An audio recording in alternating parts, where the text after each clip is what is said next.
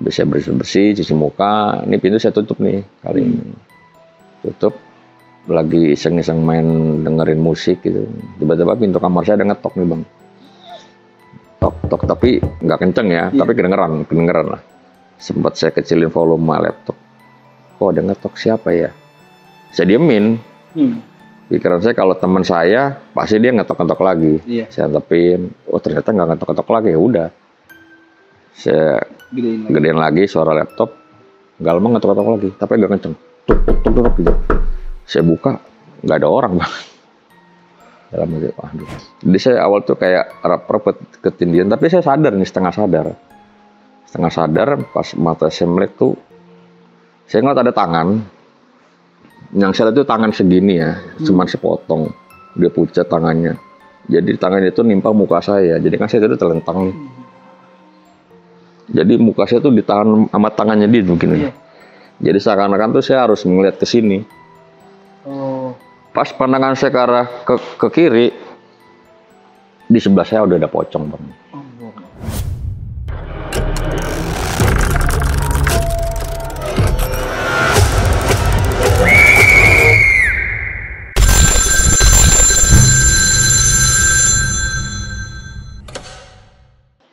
Halo, assalamualaikum warahmatullahi wabarakatuh. Balik lagi bersama gua Raffi di Dering Malam. Apa kabarnya nih teman-teman semua? Semoga pada sehat dan selalu dalam lindungan Allah Subhanahu Wa Taala. Kembali lagi narasumber Pak Roni yang akan menceritakan pengalaman horornya. Nah, sebelumnya Pak Roni ini sekitar 5 bulan lalu pernah menceritakan pengalamannya saat menjadi security di salah satu proyek terbengkalai di daerah Bekasi. Nah, buat teman-teman yang belum nonton, thumbnailnya seperti ini. Nanti bisa di scroll aja di channel Dering Malam untuk nonton kisah selengkapnya. Nah, nggak usah lama-lama, kita langsung aja sapa Pak Roni. Assalamualaikum Pak. Waalaikumsalam warahmatullahi wabarakatuh. Sehat ya Pak ya?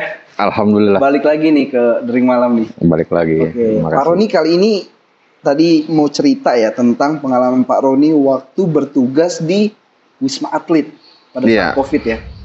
Sebagai Satgas COVID personel non medis. Jadi ada 2 jenis satgas di sana mas. Ada personil medis dan non medis. Nah kebetulan saya sebagai satgas non medis. Nah gitu di sana itu. Itu tugasnya apa aja Pak? Boleh di-spill sedikit? Kalau satgas non medis itu memang kita nggak secara langsung ya berinteraksi sama pasien COVID. Jadi saya lebih ke bagian administrasi, pencatatan absensi para nakes-nakes yang berdinas hari itu gitu.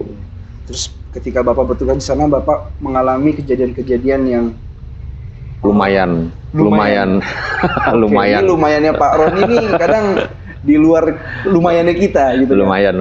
Oke Pak Roni, tahan dulu nih ceritanya ya. Siap. Nah buat teman-teman semua yang pengen cerita seperti Pak Roni di sini, teman-teman bisa aja langsung hubungi kita lewat Instagram @deringmalam_ atau bisa kirim ke email kita, nanti semua linknya gua taruh di kolom deskripsi.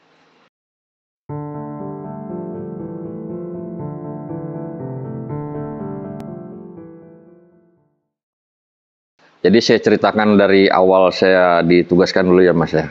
Jadi kan waktu itu bulan Mei 2022 saya itu mendapat perintah dari pimpinan untuk menjadi personel pengganti Satgas COVID-19 di Wisma Atlet. Jadi cerita itu pas pagi itu saya masuk ke kantor lah seperti biasa gitu kan. Pas saya masuk ruangan ini, pimpinan saya ini kepala bagian udah ada di depan ruang tunggu nih lagi duduk santai gitu kan. Pas saya masuk, Pak Roni besok persiapan ya berangkat. Siap. Kami berangkat kemana? Mau izin, dia bilang gitu kan. Kita lagi butuh personel pengganti untuk Satgas COVID Wisma Atlet. Oh siap ya. Kita sebagai bawahan ya diperintah ya siap nggak siap harus siap gitu kan. Apalagi kita diperintahkannya besok, ya mau nggak mau hari ini saya harus prepare lah, mempersiapkan segala sesuatunya. Di sana kan persyaratan itu ya harus ada surat perintahnya juga, dan saya juga harus melaksanakan swab juga di dokter di tempat kesatuan saya gitu kan. Akhirnya singkat cerita saya prepare nih persiapan semuanya, dari mulai surat perintah, terus pelaksanaan swab juga, terus perlengkapan pribadi lah saya sudah persiapkan. Keesokan harinya saya berangkat ke Wisma Atlet. Nah, jadi di Wisma Atlet itu saya sampai itu kurang lebih pukul 8 pagi lah Bang, waktu nyampe di sana itu. Saya melapor di salah satu tower, nah, di kantor sekretariat SDM namanya. Jadi kantor sekretariat SDM itu bagian penerimaan administrasi dari para nakes-nakes medis dan non medis. Akhirnya saya ngadep ke sana. Selamat pagi Pak, saya personil Satgas yang baru menggantikan personil yang lama, izin arahan bagaimana gitu kan. Oh iya Pak, Bapak nanti di sini harus melaksanakan swab ulang. Jadi ternyata saya harus melaksanakan swab ulang lagi nih Bang. Padahal kan sebelumnya saya udah swab di kantor. Iya. Tapi memang prosedur seperti itu ya sudah kita jalankan aja gitu kan, nggak masalah gitu kan. Akhirnya saya melaksanakan swab PCR dan ternyata di sana itu swab PCR itu hasilnya itu satu kali 24 jam Bang. Nunggu lagi ya? Nah, nunggu lagi. Jadi selama saya menunggu hasil swab itu hasilnya bagaimana, saya diwajibkan untuk melakukan karantina mandiri di situ. Nah, akhirnya dari kantor sekretariat itu saya diarahkan ke bagian akomodasi, kantor akomodasi untuk diberikan kunci kamar nih untuk melakukan karantina mandiri. Itu ada di lantai 4. Akhirnya saya masuk ke lantai 4. Pas saya keluar lift di lantai 4 nih, saya bingung nih Bang. Kok ini gedung kayak gedung nggak berpenghuni gitu. Jadi memang pada saat saya masuk Satgas itu memang COVID boleh dibilang lagi landai lah. Yeah. Informasi yang saya terima dari kantor sekretariat pun itu pasien COVID hanya tinggal 3 orang. Jadi sepi lah, boleh dibilang sepi sekali bener. Para nakes juga sebagian udah pada pulang-pulangin sebagian gitu kan. Akhirnya saya cari ke sana ke sini kok nggak ada seperti kantor-kantor di bawah gitu, nggak ada kelihatan mana nih operatornya untuk saya dapat kamar karantina nih. Nah akhirnya saya ngeliat di salah satu lorong itu ada pintu kamar yang terbuka nih. Akhirnya saya coba masuk ke sana, barangkali memang di sini ada informasi yang bisa saya dapatkan gitu kan. Memang ternyata di situ memang ada petugas lah di situ. Saya masuk, Pak, selamat pagi, saya dari kantor SDM diarahkan ke sini untuk lapor diri untuk karantina mandiri. Oh iya Pak, nanti Bapak kamarnya di lantai 12. Jadi ternyata saya dioper lagi nih Bang di lantai 12 untuk kamar karantina itu. Katanya, Pak, untuk yang personil Satgas yang baru ada berapa orang Pak yang sedang jalani karantina? Nggak ada Pak, cuman Bapak doang katanya gitu kan. Cuman saya doang. Iya. Wah, pikiran saya ya udahlah biarkan aja, nggak masalah kan. Di situ saya dikasih kunci kamar, ya saya langsung ke lantai 12 seperti biasa itu kan.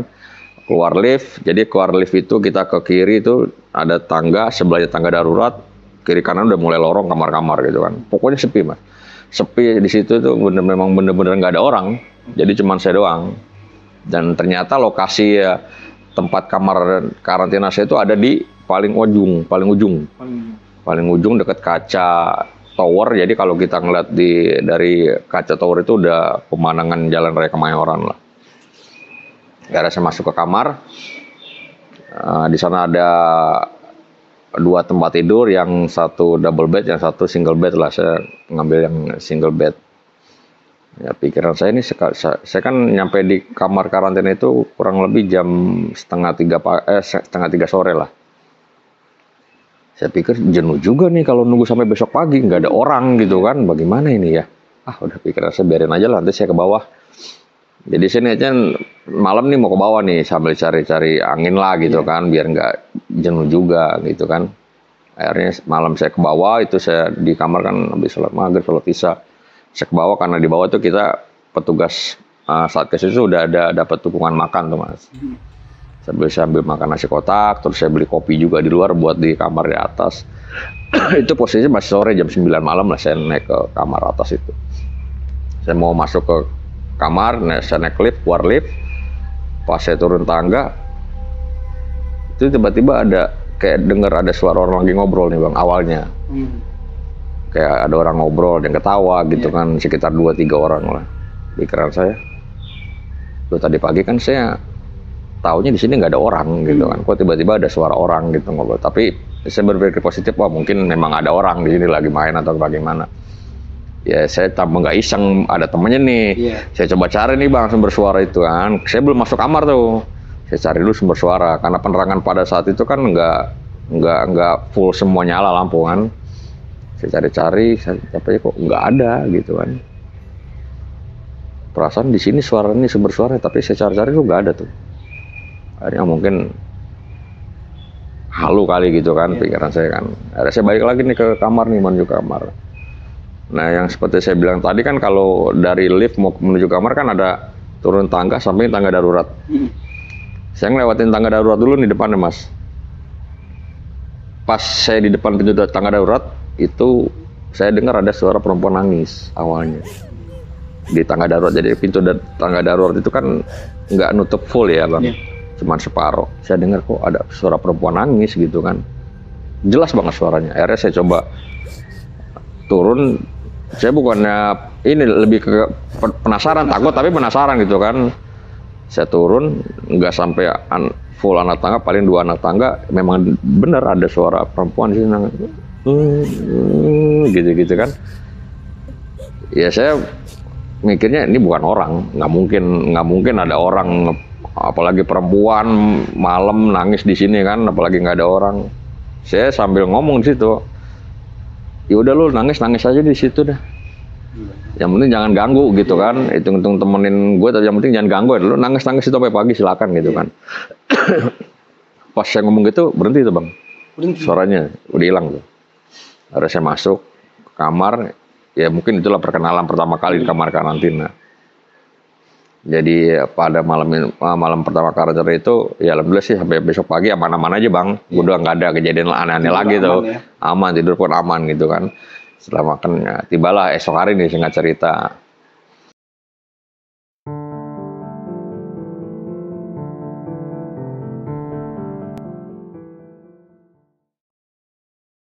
Nah esok harinya kan saya dapat hasil swabnya nih, ternyata hasilnya negatif. Nah saya langsung diminta untuk menghadap lagi ke kantor sekretariat. Pak Roni nanti dari sini Bapak ke salah satu tower lagi untuk ditempatkan di mana nanti bertugas gitu. Nah, dari situ saya diarahkan lagi tuh ke salah satu tower lagi tuh bang. Ini Pak, di sini Bapak nanti tugasnya sebagai operator nakes. Jadi operator nakes itu untuk job desk-nya itu gini bang. Jadi di tenaga kesehatan untuk COVID itu kan ada tim ICU, tim IGD, sama tim rawat inap, sama dokter jaga. Nah tugas saya itu absen mereka nih data. Jadi yang hari ini yang dinas siapa, yang tidak hadir siapa gitu kan. Pokoknya saya harus bikin laporan ke pimpinan lah gitu kan. Nah kebetulan di situ ada partner saya juga. Ada partner nih, ada temennya nih. Cuman dia lebih dulu dari saya, datangnya 2 hari sebelumnya udah datang gitu kan. Ngobrol lah, kenalan. Ya kita sebut aja Bang Udin lah gitu kan. Bang Udin, saya nih Roni, personel yang baru. Udah dapat kamar karantina belum? Kamar tempat istirahat? Udah sih bang, nanti dikasih tahu katanya. Cuman saya belum tahu ada di kamar berapa, katanya sih dapat. Nah ternyata posisi kamar istirahat saya ini ada di lantai 8 bang. Beda lagi, jadi beda lagi towernya di lantai 8. Lagi-lagi saya sendiri di situ. Saya dianterin ke lantai 8 itu, pas saya mau jalan ke arah lantai 8 ini teman saya nih Bang Udin udah wanti-wanti nih. Bro, nanti kalau ada ketemu yang aneh-aneh, nggak usah ditangkepin, kata dia gitu. Udah gini aja kan, dia udah 2 hari duluan di situ kan. Cuman posisi Bang Udin ini dia nggak satu tower sama saya bang, beda tower juga. Beda tower, cuman satu meja lah gitu kan. Tapi bentuknya sama ya? Sama ya? Ya udah bang, nggak apa-apa, tenang aja, ntar kalau ada yang aneh ntar tak kasih tahu, gue bilang gitu aja gitu kan. Kalau saya kan sama hal gitu kan nggak terlalu peduli sih bang ya, maksudnya biarkan aja lah. Akhirnya pas saya masuk ke lantai 8, mau masuk pintu, pas buka pintu kamar itu, hawanya udah beda banget ya bang. Dari kamarnya hawanya itu udah beda banget. Dari mulai saya baru buka pintu kamar, saya ngerasa hawanya udah nggak enak aja menurut saya loh ya. Karena beda seperti suasana waktu di kamar karantina sebelumnya, biasa aja. Tapi kalau di kamar tempat istirahat kan sudah ada tulisannya tuh di pintu kamar operator nakes. Pas saya buka pintu, kayaknya hawanya beda gitu kan. Tapi ya udah biarkan aja lah, mungkin karena memang sudah lama nggak dihuni gitu kan. Jadi gimana suasananya gitu kan. Nah, pas saya masuk kamarnya jadi jam pertama saya kali kerja itu shift malam kan. Saya waktu masuk ke operator nakes itu kan sore Mas, dari kantor sekretariat SDM. Jadi mulai bertugas pertama kali itu saya tuh shift malam jam 7 malam sampai jam setengah 12 malam. Jadi jam operasional kerja operator nakes itu dari jam setengah 6 pagi sampai jam 11 atau setengah 12 malam Mas selesainya gitu kan. Akhirnya singkat cerita saya udah selesai nih untuk tugas pertama kali nih sampai jam 11 setengah 12. Saya baliklah ke tempat istirahat. Saya nyempetin beli kopi tuh. Beli kopi buat di atas, kebetulan di atas ada laptop. Nah malam itu tuh pintu sengaja nggak saya buka, nggak saya tutup rapat nih Bang. Agak dibuka sedikit, saya lagi main laptop. Iseng-iseng lihat internet lah. Paling baru berapa menit, 10 menit, 15 menit, saya dengar ada suara anak kecil nih. Anak kecil lagi main-main nih di depan kamar. Kayak anak kecil lagi lari-larian, gitu kan. Kok ada anak kecil ya? Siapa ya? Perasaan dari tadi juga di sini kamar cuma saya doang yang ngisi di lantai 8. Nggak ada orang, pokoknya di lantai itu cuma saya doang yang ngisi di lantai 8 itu. Saya keluar ngeliat celang-celung ya nggak ada memang. Nggak ada. Suara anak kecil itu udah nggak ada. Saya ngeliat orangnya juga anak kecil udah nggak ada. Tapi lampu nyala itu Bang? Lampu di lorong itu. Lorong lampu nyala, cuman nggak full. Jadi kayak kalau rumah sakit malam itu kan, kalau malam kan rumah sakit penerangan nggak full semua Bang. Iya. Jadi cuman hanya beberapa ya, remang-remang gitu. Jelas banget lewatin kamar saya di depan. Wih, anak kecil, anak kecil. Tapi saya lihat nggak ada. Akhirnya udah biarkan lah. Saya tutup pintu, cuci muka, saya bersih-bersih sebentar. Jadi saya pertama mau tidur nih awalnya di sofa nih Bang. Saya tiduran di sofa dulu lah. Kalau di tempat tidur kan soalnya kan pas banget sama AC Bang. Jadi saya dingin banget lah ya. Dingin banget lah. Saya awalnya tidur di sofa dulu lah sambil dengerin laptop. Dengan laptop kok tiba-tiba kayaknya nggak betah gitu. Kayaknya gerah aja. Iya. Ada saya pindah nih ke tempat tidur. Tempat tidur kira-kira setengah jam lah. Kayak pendengar nggak Bang, rap gitu ya, ketindian lah kalau kata orang. Jadi saya awal tuh kayak rap ketindian, tapi saya sadar nih, setengah sadar pas mata saya melek tuh, saya ngeliat ada tangan. Yang saya lihat tuh tangan segini ya, cuman sepotong, dia pucat tangannya. Jadi tangannya itu nimpa muka saya, jadi kan saya itu telentang nih. Jadi muka saya tuh ditahan sama tangannya dia begini. Jadi seakan-akan tuh saya harus melihat ke sini. Pas pandangan saya ke arah ke kiri, di sebelah saya udah ada pocong Bang. Itu kira-kira jaraknya sejengkal lah, mungkin sejengkal 2 jengkal gini. Itu yang saya sampai saat ini nggak bisa lupain, itu baunya bener-bener lebih lebih dari bangkai lah. Mukanya itu tahu nggak sih kayak muka orang dicocok-cocok gitu. Saya ngeliat tangan nahan ke muka saya begini. Jadi seakan-akan tuh kayak dipaksa untuk ngeliat ke sini. Pas saya ngeliat ke arah sini udah ada pocong di samping saya lagi begini. Yang bikin saya nggak masuk akal itu kan tempat tidur kan single bed Bang. Iya. Itu ya badan saya kan agak lebar juga kayak gini kan. Saya tidur agak di tengah. Otomatis si sosok ini kan harusnya kalau nggak melayang ya gimana gitu kan. Betul. Tapi itu jelas di samping saya. Gitu. Saya nggak mikir ke arah itu nih pas. Astagfirullahaladzim. Saya nggak bisa gerak gitu. Untungnya sepersekian detik itu udah hilang gitu aja. Hilang alhamdulillah. Itu apa ya? Kejadian awal pertama kali saya nginep di situ. Karena memang dari awal saya masuk kamar itu memang udah beda rasanya. Saya ngerasain kok kamar kayaknya beda banget gitu kan. Ya itulah mungkin kejadian pertama kali saya tidur di kamar itu. Akhirnya udahlah, biarkan saja lah. Yang penting kan mereka nggak ganggu gitu kan. Nah, kejadian berikutnya ini malam lagi nih Bang yang seru. Jadi memang kalau malam lah gitu kan, karena memang kan selesai tugas itu kan jam 11, jam setengah 12.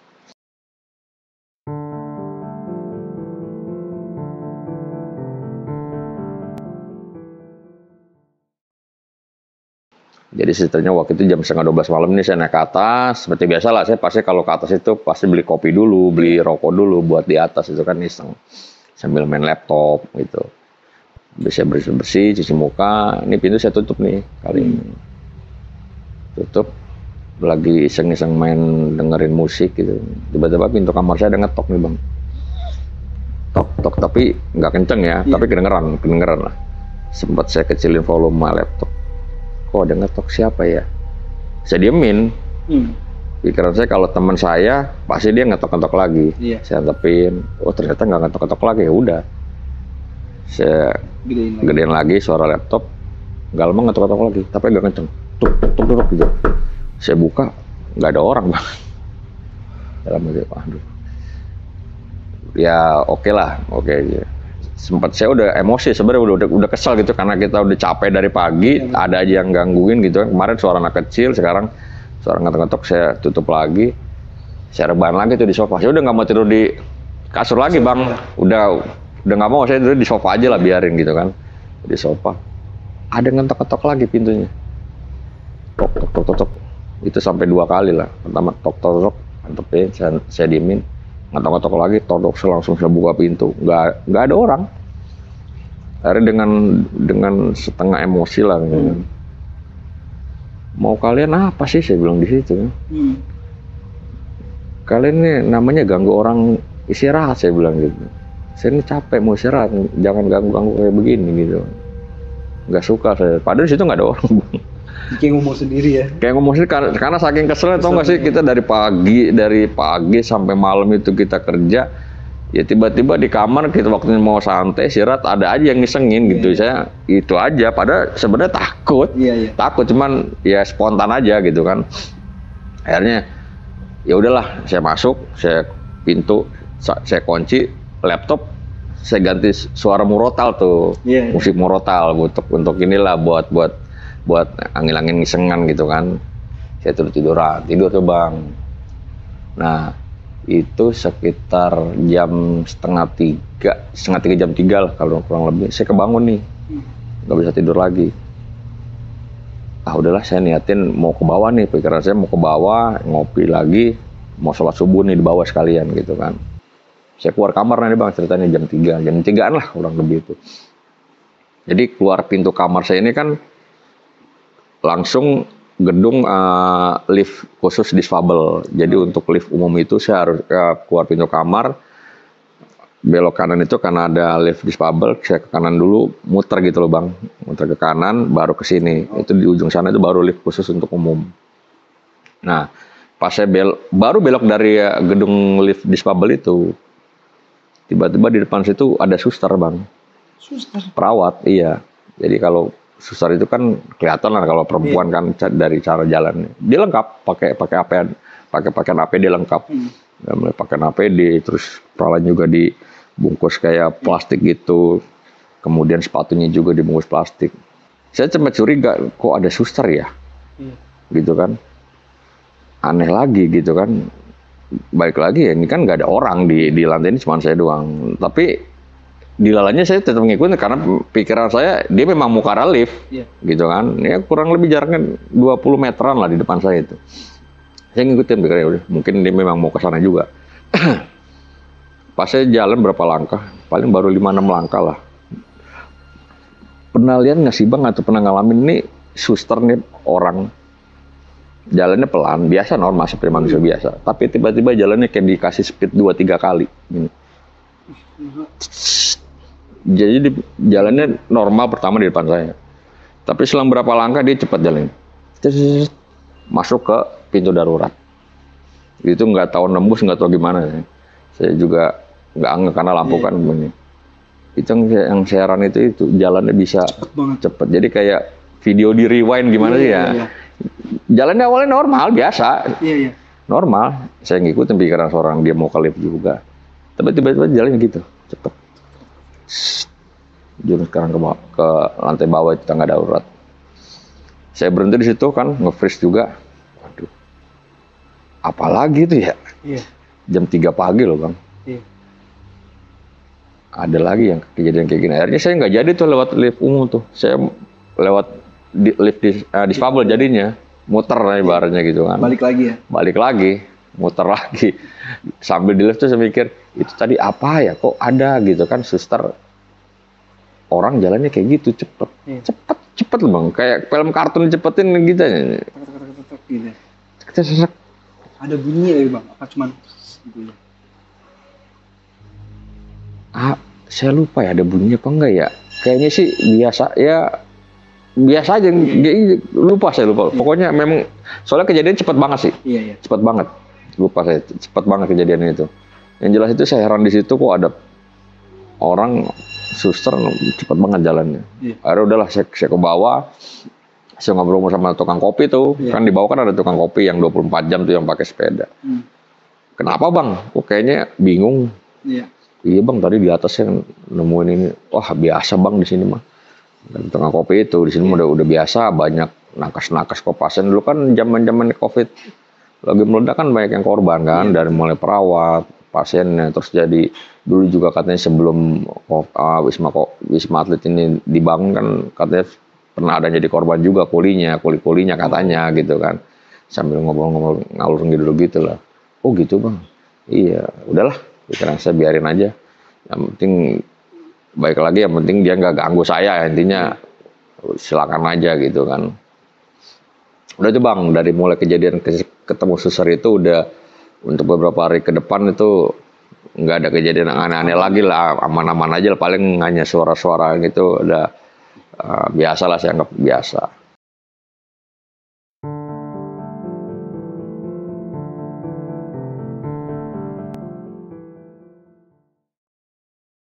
Nah kejadian heboh lagi nih, waktu itu malam minggu nih bang. Jadi teman-teman partner saya ini ngajakin nongkrong dulu nih sebelum masuk kamar. Bang, ntar kita ngopi dulu ya, malam minggu gitu kan.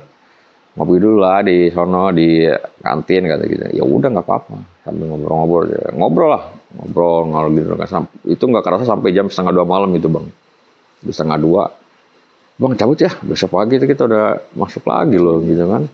Ya, nah kebetulan waktu itu saya beli Astor nih, tau kan Astor bang? Iya. Kue Astor tapi masih ada sisa 3. Oke. Masih ada sisa 3, pikiran saya sayang nih buat di kamar lah. Iya. Saya minta kantong plastik sama tukang kopi, bang minta kantong plastik lah, kantong plastik es yang bening itu. Ya? Saya masukin 3, udah saya bawa ke atas, bisa lah sama Bang Udin, dia ke towernya, saya ke tower saya gitu kan.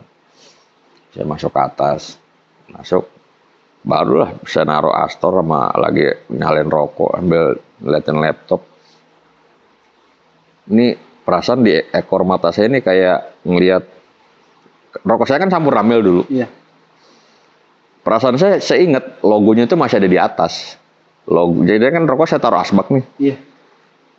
Perasaan saya saya yakin bener. Perasaan itu rokoknya itu logonya di atas, tapi ekor mata tuh kayak ngeliat rokok itu seakan-akan muter bang. Oh keputer gitu ya? Nah gitu. Saya sempat ngeliat ke arah rokok, apa gue yang salah lihat ya apa gimana ya. Perasaan tadi logonya ini inget banget. Iya. Karena saya baru naruh rokok itu kan, baru ngebakar. Ini saya langsung taruh. Tapi ekor mata ini kayak ngeliat rokok muter ya. Wah halu kali. Tapi saya penasaran ngeliatin lagi. Nah disitulah saya baru yakin. Mungkin kalau rokok saya masih halu melihatnya kan. Iya. Saya ngeliat Astor. Astor kan saya tumpuk 3 nih, ada 3. Yang 2 masih utuh, yang 1 tinggal separuh di atas. Iya. Itu muter bang. Hah? Astornya muter. Di dalam plastik? Di dalam plastik. Salahnya saya nggak ambil handphone, saya videoin. Saya bengong situ. Saya bengong, langsung saya gebrak meja tuh bang. Iya. Spontan. Boy, dari kemarin saya digangguin mulu. Maunya apa kalian di sini? Saya bilang gitu kan, sambil sedikit emosi juga. Saya gebrak meja. Pas saya gebrak meja, langsung kedenger suara perempuan ketawa. Gitu. Jadi di ruangan saya ini ada kamar mandi, samping itu kan ada wastafel bang. Iya. Ada tempat buat jemuran. Itu gelap, nggak ada lampunya. Pas saya gebrak meja sambil marah-marah gitu, langsung suara perempuan. Mau kalian apa sih? Langsung. Itu langsung, merinding bang. Gede kepala ya. Kayaknya, suara perempuan ketawa loh. Udah saya langsung nyalain laptop, style Murota lagi bang. udah tidurnya di sofa itu, di sofa sambil dengerin Murotal aja buat ngilangin rasa takut. Itu suaranya ada di jemuran itu ya? Dari arah wastafel, iya. Arah wastafel itu kan ada wastafel sama buat tempat jemuran. Jadi kayak sebenarnya bukan dapur, nggak ada alat-alat dapurnya, cuman wastafel sama buat jemuran. Saya dengar arah dari situ, yang gelap itu. Pas saya habis lihat kue Astor loh bang. Muter ya? Muter. Kalau rokok mungkin saya masih inilah karena nggak ngeliat langsung dari ekor mata. Pas saya protein rokok nggak sengaja saya ngeliat Astor ini itu muter. Heran itu muter loh. Jadi seakan-akan kayak ngeledek apa gimana kan menurut saya gitu kan, iseng gitu kan. Muter.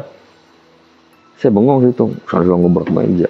Mau kalian apa sih dari kemarin sih digangguin mulu. Langsung suara perempuan kata, gitu. Astagfirullahaladzim, langsung kayak muka sama bulu dulu. Langsung saya nyalin laptop dengan suara Murota lagi aja bang. Iya. Jadi biar nggak iseng gitu kan.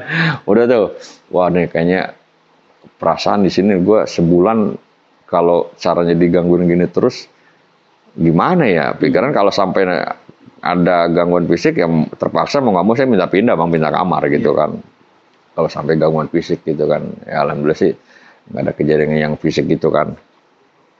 Nah kejadian berikutnya ini ceritanya ini waktu itu pas lagi-lagi shift malam bang.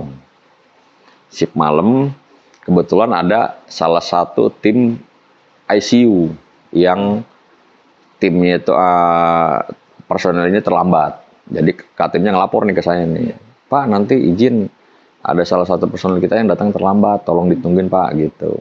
Tapi datang Pak, datang lagi OTW kok gitu. Nanti tolong ditungguin aja Pak, ya nggak apa-apa saya tungguin. Karena saya kan harus bikin laporan data real gitu kan personelnya. Tunggu sambil saya sempat videoin tuh bang di lokasi itu kan. Jadi kan dokumentasi saya selama di Wisma Atlet kan saya upload ke Instagram tuh. Nah saya iseng-iseng sambil nunggu si karyawan yang telat ini nih si orang ICU yang telat ini saya video ini bang lokasi kerja saya. Pas saya upload di Instagram, saya awalnya nggak ngeh, tapi ada netizen lah yang komen, bang itu ada penampakan, nanti tak kasih videonya deh. Siap bang. Ada videonya itu, ada kayak yang katanya ada penampakan dari netizen. Bang itu ada penampakan bang di kaca. Kalau saya perhatiin ini, iya bener juga ya. Pokoknya kayak muka tapi hitam gitu kan di kaca itu.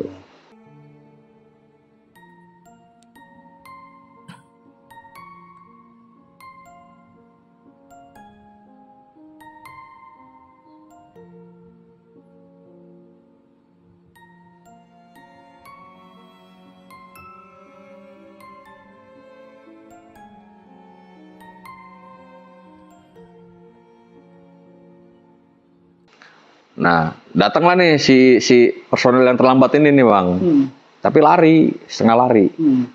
Duh, kenapa mbak? Kalau udah terlambat aja, nggak usah lari capek. Lagi udah malam gitu kan. Pak, tolong temenin saya katanya gitu. Jadi kan, nah ruangan ICU ini kan ada di tower sebelah nih bang. Kenapa mbak? Tadi saya mau masuk ke sini, saya ngeliat ada suster yang ngelambain dia begini di arah Selasar. Udah itu enggak, ya kan sama-sama perawat mas. Enggak pak, itu bukan orang. Soalnya katanya ini menurut informasi dari si orang ICU ini, di situ kan ada gardu listrik bang. Dulu pernah ada kejadian suster perawat yang meninggal kesetrum di situ. Itu jadi makanya dia minta temenin. Masa sih mbak? Iya pak, lagi ngelambain saya begini. Mukanya gosong hitam. Jadi kalau balik lagi saya mungkin dikaitkan sama video yang saya itu mungkin itu kali karena mukanya hitam gitu kan. Yaudah nanti tak temenin gitu kan. Saya temenin tuh bang ke towernya dia. Di mana sampai ngeliatnya mbak? Itu pak di situ. Mana nggak ada orang ya kan? Berarti bukan orang apa katanya orang udah nggak ada. Bentuknya kayak gimana? Perawat suster begini. Lagi beginiin dia. Tapi mukanya katanya hitam. Gosong gitu. Gosong. Udahlah, tak anterin ke towernya dia. Selesai saya balik lagi ke ruangan untuk beresin arsip-arsip berkas-berkas gitu kan. Sempat saya berhenti lagi tuh ke arah yang katanya ngeliat ada suster di situ. Tapi memang nggak ada sih. memang nggak ada apa-apa di situ. Mungkin iya juga sekali gitu kan. Udahlah biarin lah pikiran saya. Balik lagi nih. naik lagi ke atas bang, mau istirahat nih ceritanya, istirahat, tidur lah, mau dicapek, mudah-mudahan malam ini jangan ada gangguan lagi. Itu baru saya simpan sebentar lah, masih sore sih jam 12 lewat lah mungkin, jam 12 ada ngetok-ngetok lagi bang pintu saya. Iseng banget ya. Ngetok-ngetok lagi pintu saya, tok tok tok tok tok. Siapa nih Allah? Udah diomelin masih begini juga gitu kan, apa saya pindah aja gitu kan, nantepin. Saya lagi merotal. Selang berapa ini diketok-ketok lagi bang. Sekali ini kenceng ngetok, tok tok tok tok. Langsung saya buka, nggak ada orang lagi bang. Gitu kamar. Dalam hati ini gimana mau bisa istirahat gitu kan ya. Aduh, saya mau keluar juga udah posisi udah sepi, udah malam. Mau nggak mau saya harus tahan lah di situ kan. Harus saya kunci aja, udah pintu saya kunci, emang saya kunci itu kan, saya nyalain murotal lagi, udah biarin pokoknya ada suara apa saya nggak mau peduli, sampai pakai headset aja bang akhirnya bang, saya pakai headset aja gitu dengerin sampai pagi tuh akhirnya tuh. Alhamdulillah udah nggak ada kejadian lagi tuh malam itu tuh. Nah pas selang berapa hari kemudian nih ceritanya saya lagi ngobrol-ngobrol nih bang sama salah satu personel tim ICU di situ, ICU apa IGD saya lupa, perawat lah gitu kan. Pak, Bapak tinggalnya di mana? Di kamar berapa? Kamar operator nakes lantai 8. Oh lantai 8, enggak takut Pak katanya gitu. Maksudnya, emang nggak ada yang, wah banyak Mbak kalau saya ceritain, saya bilang gitu kan. Itu Pak yang terkenal katanya di lantai 8 itu adalah dulu jadi pas lagi COVID lagi meledak katanya bang, lagi rame-ramenya itu. Itu katanya ada suster mungkin dia udah stres kecapean. Udah stres kecapean, dia kena COVID juga ternyata, divonis kena COVID. Dia stres, dia lompat bang dari lantai 13 jatuhnya di lantai 8. Lompat bang. Lompat. Informasinya mungkin itu yang saya temuin yang jalan cepat itu mungkin. Masa sih mbak? Iya pak, dari lantai 13 lompat jatuh itu pas di lantai 8 itu pak posisinya. Cuman memang bukan di dekat kamar saya, di sebelah sana, cuman di lantai 8 gitu kan. Waduh, saya mau ngomong saya pernah ketemu loh mbak suster jalan sebegini, cuman saya nggak ngomong. Makanya pak kali-kali mainlah ke tempat kita ngontrol gitu kan. Kemarin nih, jadi dia punya cerita juga nih ternyata nih di tim ICU ini nih. Dia lagi jaga bertiga nih malam nih bang.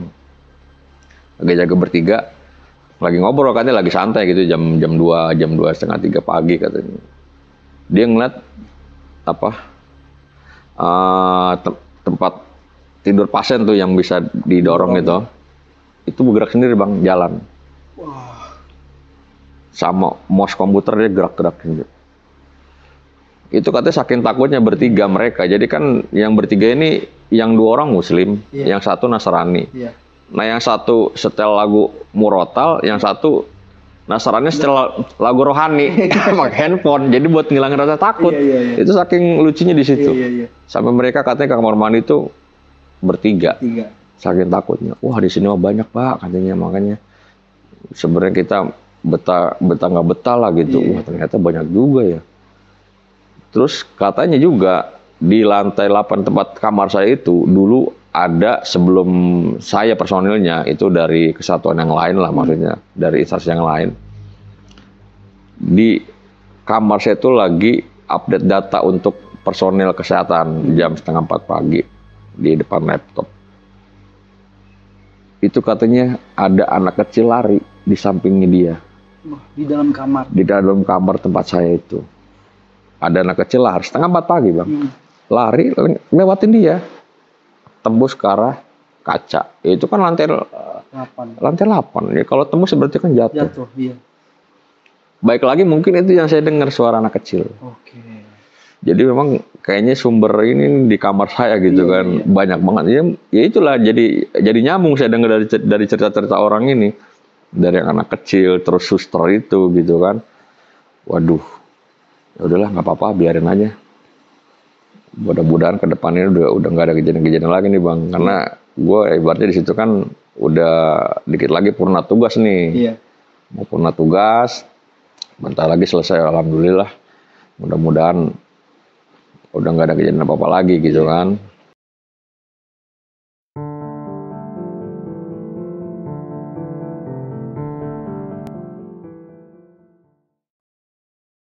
Nah akhirnya nih singkat cerita, saya ngelapor nih ke bagian kantor sekretariat SDM. Mas, saya besok sudah mau selesai nih satgas di sini gitu kan. Apa yang harus saya kerjakan? Ternyata di situ saya harus laksanakan swab lagi bang, swab. Ribetnya. Harus swab lagi, karantina lagi 1 hari lagi di situ. Dalam hati, aduh, harus ngalamin kamar setan lagi nih pikiran gitu kan. Waduh, ya udahlah, bis memang prokesnya seperti itu. Tapi pikiran saya kan, udah hari terakhir biarin gitu kan, biarkan aja, terserah deh. Udah. Itu sengaja tuh bang, saya masuk kamar tuh maksudnya nggak selesai jam kerja. Sengaja saya di luar dulu jam 2, setengah 3 baru saya masuk. Iya. Tapi kan saya udah mau pagi lah, masa ada kejadian lagi di luar ya lama-lama masuk angin. Harusnya masuk kamar tuh jam 2-an lah, saya masuk kamar. Baru tidur sebentar bang. Laptop sengaja nggak saya nyalain, diemin aja, tapi kan udah mau pagi. Ya, lagi anak rebahan lah. Tiba-tiba saya dengar suara wastafel itu keran air nyala, di belakang. Itu yang saya dengar tempo hari, ada suara perempuan. Kok ada suara keran nyala ya? Saya samperin mas, karena memang di situ kan nggak ada penerangan. Saya pakai cahaya HP. Saya lihat memang benar kerannya kebuka. Nyala itu. Nyala. Padahal saya baru masuk itu, nggak ada dengar suara air. Iseng banget ya. Sampai saya ke belakang. Ini hari terakhir cuk, saya bilang gitu. Masih digangguin juga. Saya matiin keran, baru saya mau duduk di sofa. Ketawa lagi tuh perempuan. Aduh, astagfirullahaladzim. Saya langsung tiduran, udah nyalain laptop. Yang tadi laptop saya matiin, saya nyalain lagi setel murotal. Itu pas saya matiin keran mungkin karena saya ngomel gitu kan. Ini hari terakhir cuk, masih digangguin juga gitu. Saya balik mau duduk di sofa, ketawa lagi. Astagfirullahaladzim. Udah saya nyalain laptop langsung setel murotal lagi. Ya Allah, mudah-mudahan cepat kayak pagi. Ya alhamdulillah. Pagi juga bang akhirnya tuh. Saya pagi selesai ngambil hasil swab, ya saya laporan lagi ke kantor sekretariat. Ya intinya pada hari itu saya selesai lah jadi satgas COVID di Wisma Atlet gitu. Ya biarpun nggak berinteraksi dengan pasien langsung, tapi kan menjadi bagian lah dari personel di situ gitu. Ya mungkin itu kali bang pengalaman yang aneh-aneh di sana gitu selama saya di Wisma Atlet gitu.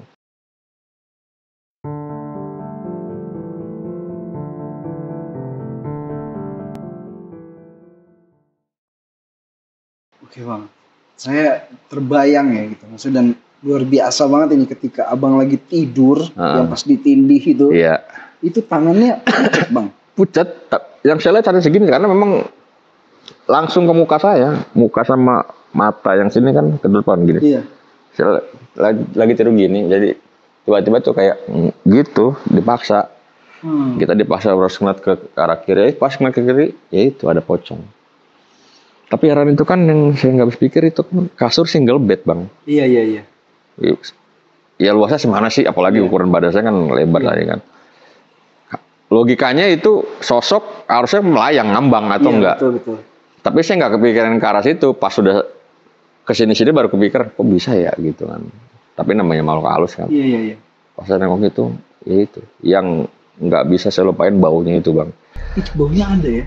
Baunya langsung pas kita langsung push kayak bau bangke apa ya, lebih dari bangke tikus apa, pokoknya baunya nggak karuan. Yang lebih serem itu mukanya bang. Mukanya itu udah matanya hitam gitu kan. Waduh, saya udah nggak bisa ngebayangin lah. Iya. Gitu kan. Untung nggak pingsan ya bang ya? Untung nggak pingsan, alhamdulillah nggak pingsan. Untungnya nggak lama itu ya hilang gitu aja. Iya. Nggak ngeliat, pokoknya tiba-tiba hilang aja gitu. Dan baunya pun hilang langsung. Saya udah dari ke situ udah nggak berani tidur di sofa lagi, di tempat tidur lagi. Udah nggak berani. Itu kejadian pertama, terakhir itu saya Iya. tidur di kasur. Selebihnya saya tidur sampai pulang tugas di sofa terus saya. di sofa terus nggak berani di kasur. Yes. Takutnya ketemuin Iya, iya, lagi iya. kan. Aduh. Jadi maksudnya udah sampai pasang murota, ketokan itu tetap ada. Iya, tetap. Ketawa itu tetap ada. Iya. Gitu ya. Heran saya. Mungkin kebal kalau saya terus sekarang bang. Mau gitu-gituan. Nah, Iya. terus yang ini bang, yang ketika abang mau turun ke bawah itu kebangun ya? Kebangun terus mau turun ke bawah terus ngeliat ada suster. Iya. Itu berarti abang ngeliatnya dari belakangnya Dari dia? belakang, dari belakang. Oh, oke, berarti face-nya nggak kelihatan? Nggak kelihatan. Yang saya lihat itu memang fisiknya perempuan, ketara lah kalau perempuan Iya, jalan iya. ya kan. Tapi napak ya? Napak, karena di ini loh bang, kakinya itu kan sepatunya dibungkus Plastik ya? plastik, jadi napak kali ya, Iya, iya. karena emang kebungkus plastik kaki sama kepalanya itu. Iya, iya, iya. Ya pakai aja biasa, jalan biasa. Wah, saya juga sempat curiga awalnya kok ada suster ya. Perasaan saya di sini juga tinggal sendiri loh, Iya, tapi iya. kok ada suster. Ya dilalanya saya ngikutin karena memang pikiran saya dia juga mau ke arah lift Iya, gitu kan. Gitu. Saya ngikutin, baru berapa langkah, saya diem gitu kan, Iya. shock diem gitu kan. Kok jalan begitu? Ketok gitu ya? Iya lari, kayak lari, kan jalan tapi kayak dicepetin speednya gitu. Langsung masuk ke tangga darurat. Itu aneh banget sih. Itu aneh bang, itu aneh. Saya lihat itu benar-benar aneh. Ya, abang tahu kan maksudnya, abang apalagi yang pegang data ya, data suster segala macam, dan memang nggak ada yang ditugaskan kalau malam di situ ya. Nggak ada kalau Pasien pun kan nggak ada. nggak ada di situ kan memang bukan ruangan pasien bang, itu kan ruangan dulunya memang bekas ruangan pasien karantina, Iya. tapi kan pas saya di situ saat itu kan memang nggak ada, kosong. Jadi hanya personel nakes saja, dan kebetulan nakesnya hari itu ya cuma saya doang di Iya, situ, operator nakes, nggak ada yang lain. Suster ya ada di tower beda-beda, yang ICU di sana, IGD beda. Berarti ini kondisi COVID sudah mulai landai ya. Landai bang, landai Berarti itu. nakes pun bisa terhitung jari. Informasi yang saya terima dari kantor SDM waktu itu saya ngelapor pertama kali, pasien itu tinggal 3 pasien yang dirawat. Personel nakes sebagian sudah dipulangkan. Jadi Oke. jumlahnya berapa saya nggak tahu, informasi hanya sebagian dipulangkan aja. Oke. Tapi tetap ada yang standby di situ. Nah, kalau tadi yang masalah ada perempuan itu yang ada suster lewat tadi itu kan akhirnya dapat informasi dari nakes Iya, ya. Kalau itu memang ada salah satu Iya. perawat yang pernah lompat ya. Lompat. Nah, kalau ada suara anak kecil itu apa itu bang? Nah itu dia tuh, saya nggak sempat nanya. Oh, nggak sempat nanya. Cuman dari keterangan dari si perawat itu aja tuh. Dulu ada personel sebelum saya ninggalin kamar itu juga lagi update data. Karena memang sebenarnya kalau kita mau mulai kerja operator nakes itu kan kita setengah 4 jam 3 pagi itu, jam 3 pagi kita sudah dapat email dari Kemenkes nih bang, mengenai nama-nama personel yang akan berdinas hari ini. Iya. Cuman karena saya pikiran ntar aja lah sekalian lah, Iya. masih pagi kayak petani aja gitu kan, dengan tarnya setengah 6 lah gitu, jam 6. Jadi saya biar kalau yang mungkin awalnya sebelum saya itu dia ngupdate pagi memang dapat email langsung di print segala macam itu katanya. Iya. Ada anak kecil lari di sampingnya dia, langsung ke arah kaca, tembus. Dan kalau tembus itu kemungkinan ya kan langsung Iya ke bawah. lompat, iya apalagi lantai 8. Iya, iya. Setengah 4 pagi gitu kan. Tapi ketika abang juga bercerita lah sama Bang Udin ya, temannya, Iya Bang Udin. dia pun merasakan bang hal-hal yang sama. Kalau saya tanya dia cuman cengar-cengir doang bang. Oh, dia nggak terbuka ya? Iya bang, di tempat sampean di sana ditawarnya, wish horor lah, kalau nggak horor bukan Wisma Atlet, gitu doang jawabnya. Jadi dia nggak mau cerita, mungkin ya udahlah, lo derita lo, ini Derita gue. derita gue gitu. Iya. Kita nggak pernah komunikasi masalah yang gimana enggak sih. Iya. Paling koordinasi Gitu. masalah kerjaan aja. Masalah kerjaan aja. Nah, yang terakhir adalah ketika suster yang datang terlambat, kemudian dia lihat ada, waktu dia mau ke ICU ya berarti ya? Mau ke tempat saya absen, dia kan datang terlambat nih kan, harus ke tempat saya dulu kan, absen, ngasih itu apa?